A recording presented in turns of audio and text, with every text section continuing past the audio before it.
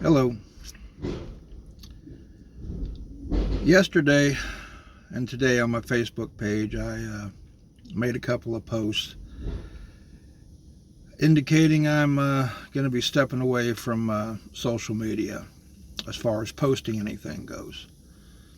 And anybody can contact me on my messenger. But folks are going to be wondering, why did I decide to step away? Well, a few years ago, I used to be on a podcast called Dark Outpost. And I'd watch people's podcasts, whatnot. And one thing about Dark Outpost that is now called The Awake Nation, it's a very good show. A very good show. They dive into things that the regular media won't touch. And they have a feller on there, usually most time every day, named Sean, from a podcast called The People's Voice. You can find it on Rumble, just like The Awake Nation. You can find it on Rumble. And anyway, back when I was on Dark Outpost back in 2022, starting in August, and I left the show in, I think it was early January of 2023. Because as people know my story, I was a survivor, I am a survivor of a very sadistic mind control project that came after the infamous Central Intelligence Agency's MK Ultra. The one I was in was called the Mind Altering Research Study. It started in 1973 and was shut down in 1990 because of an event called the Incident in the Barracks. Those who've heard my story have heard me say that. I was in it from 84 to 86, 2 years. And every now and then, I will hear something or see something that causes these vaults in my head to unlock. And I start having flashbacks. Some very horrifying. Very sadistic psychological torture tests that were done to myself and my fellow troops. And anyway, that happened yesterday. I hadn't had any flashbacks in a long time, but I had one yesterday. It was all I could do to keep it together while I was driving down the road in my rig. Now, sometimes when a person has flashbacks, sometimes all you have to do is hear or see something once, and all of a sudden, boom, it opens up. Other times, just like a combination lock or a very long password on your personal computer or something. Not just once, twice, 3 times. Sometimes you have to hear something or see something multiple times for that vault to get unlocked.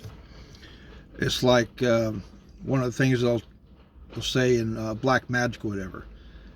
Say this phrase 3 times.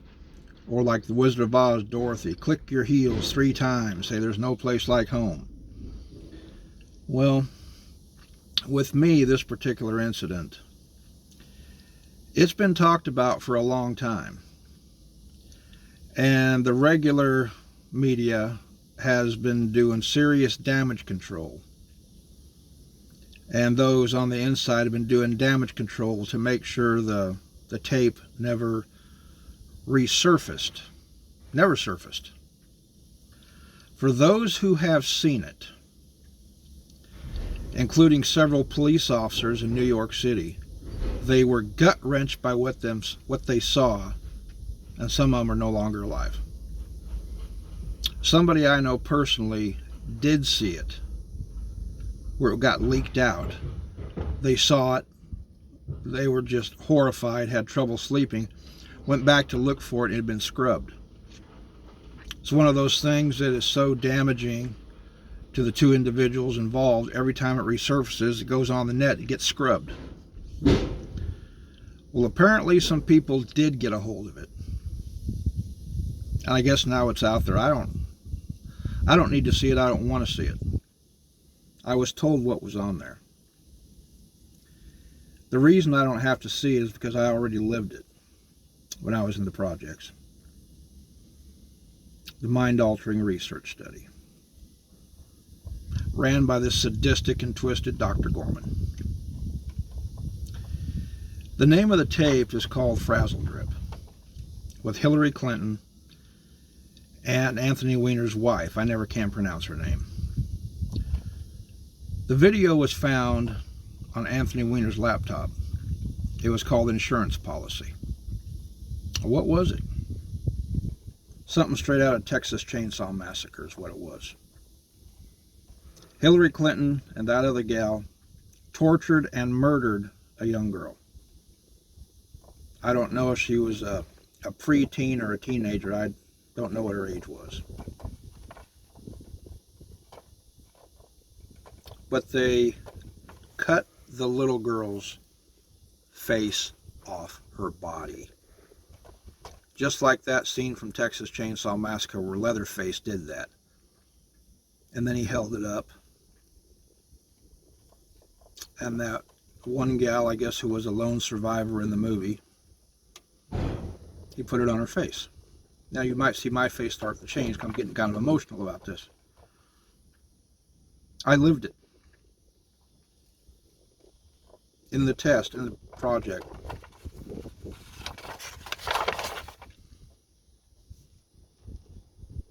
We got to watch it be done to others, and then we had it done to ourselves.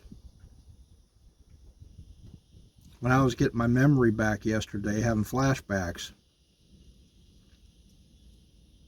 after hearing a report on the Awake Nation about it, I'd heard the name a number of times, but I heard it one time too many, and that vault unlocked.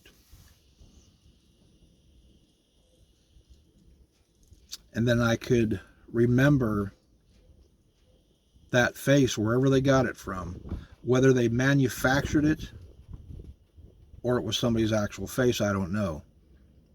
I remember it being put over mine. Hillary Clinton, former First Lady of Arkansas, former First Lady of the United States twice, former U.S. Senator for the state of New York, and former Secretary of State, did that. Little girl's face was cut off her skull, and Hillary Clinton put that girl's face on her face and wore it around, thrilled to pieces.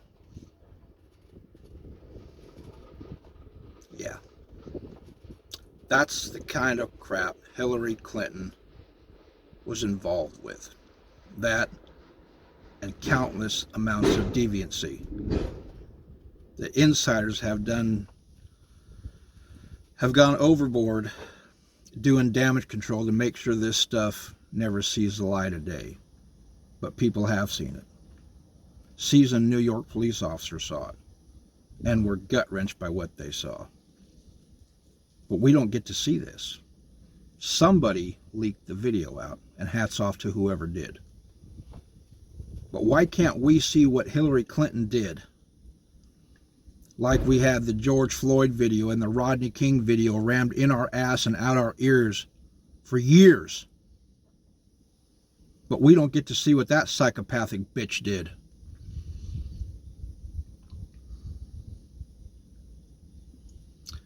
But anyway, I don't need to watch that video. I lived it when I was in the mind-altering research study under the sadistic Dr. Gorman. I lived it.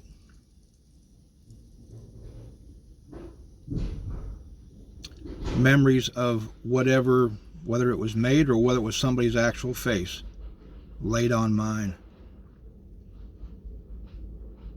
And just trying to keep myself together while driving on the road was very difficult yesterday. And as you can see by seeing my face, I'm getting pretty damn emotional about this. So anyway, I won't be watching any podcasts about anything. I can't take the risk. I have lived with this for over 20 years, since I started getting my memory back in 2004. The VA won't have nothing to do with me. To hell with the VA. I got no use for the VA whatsoever. They pick and choose who they're going to take care of. I was never supposed to resurface. I was never supposed to get my memory back, but I did. I thought all the flashbacks had stopped until yesterday. But Frazzle Drip, that's the name of the video. People have had it on the dark web, which I've never been to. And I hope that video is getting out here. I hope people get to see what kind of sick, deviant crap Hillary Clinton was involved in. And why she hasn't been prosecuted. Why those are running damage control. Are they afraid that people are going to erupt? Are the usual bunch of morons going to start screaming, fake, fake? No, asshole, it's not fake, it's real. But anyway, people are wondering why I stepping back into the shadows from Facebook. That's why. Watching podcasts and things, I can't deal with it anymore. But if anybody wants to contact me on Messenger, you want to talk about cryptids, I'll talk about cryptids. You want to talk about spooks, I'll talk about spooks. I don't like talking about the projects, though. I don't like to relive it any more than I already have. I don't want to talk about off-worlders and those that fly that off-world craft. I don't want to talk about flesh eaters. I've seen it up close and personal. But anyway, Frazzle Drip was real. I don't have to watch the video. Credible people have verified it did happen. And I already lived it when I was in the mind-altering research study as a young soldier at Fort Bragg, North Carolina. And I was in the project from 1984 to 1985. Anyway, that's all for now.